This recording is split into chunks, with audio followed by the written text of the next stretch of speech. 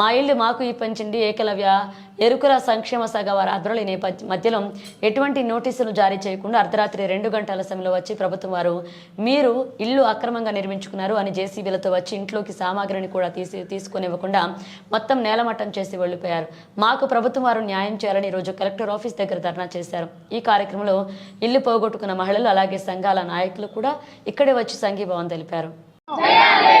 ఇల్లు కూల్చేసిన వారందరికీ నష్టపరిహారం, ఇల్లు కూల్చేసిన వారందరికీ 3 సెంట్ల స్థలం, ఇల్లు కూల్చేసిన వారందరికీ 3 సెంట్ల స్థలం, ఇంటి పట్టా ఇచ్చి హౌసింగ్ ఇల్లు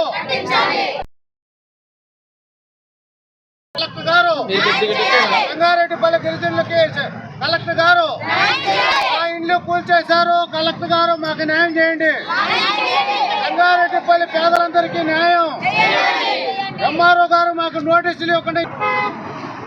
తిరుపతి జిల్లా రేణుగుంట మండలం చెంగారెడ్డిపల్లి గ్రామంలో ఎరుకల కులస్తులు సుమారు 60 మంది అక్కడ ఇండ్లు వేసుకున్నారు వైసీపీ ప్రభుత్వంలో. ఆ ఇండ్లు కూడా వీళ్ళేదో దయాదక్షిణాల్లో ఎవరో ఇచ్చింది కాదు, ఆడ పోరాడి సాధించుకున్నట్టు. అక్కడ అక్రమాలు దందాలు జరుగుతూ ఉంటే అక్కడ గిరిజన భూమి కూడా 2 సెంట్లు గిరిజన సేవా సంఘం భూమి 2 ఎకరాలు ఆన్లైన్లో రికార్డులన్నీ మార్చేసి అవన్నీ కూడా ఫ్లాట్లు వేసి అమ్ముకుంటా ఉంటే గత ప్రభుత్వం దాన్ని ఎండగట్టే ప్రయత్నంలో టెంట్ వేసుకొని చేస్తూ ఉంటే ఆనాటి శ్రీకాళహస్తి ఎమ్మెల్యేగా ఉన్న మధుసూదన్ రెడ్డి గారు వాళ్ళందరికీ కూడా వచ్చి మీకు న్యాయం చేస్తామని చెప్పి ఆడ సర్వే నెంబర్ కరకంబాడి వెంకటాపురం లెక్క దాఖలా 535/1 సర్వే నెంబర్లో ఇవ్వడం జరిగింది.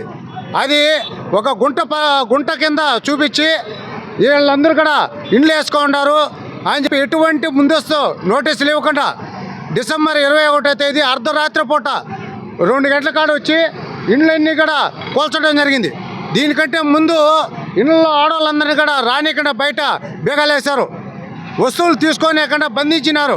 మగవాళ్ళందరూ కూడా వీధికి పోలీసులు పెట్టి మీ మీద కేసులు పెడతామని చెప్పి గిరిజనుల మీద భయభ్రాంతులు గురి చేశారు.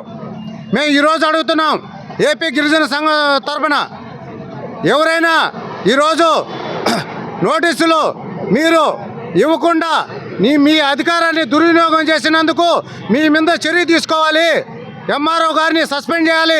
పోలీసుల మీద, గ్రామ సచివాలయ ఉద్యోగుల మీద, ఈఓ మీద, వీళ్ళందరి మీద కూడా చర్యలు తీసుకోవాలని చెప్పి ఈరోజు కలెక్టర్ ఆఫీస్ దగ్గరకు వచ్చి నిరసన తెలియజేస్తున్నాం.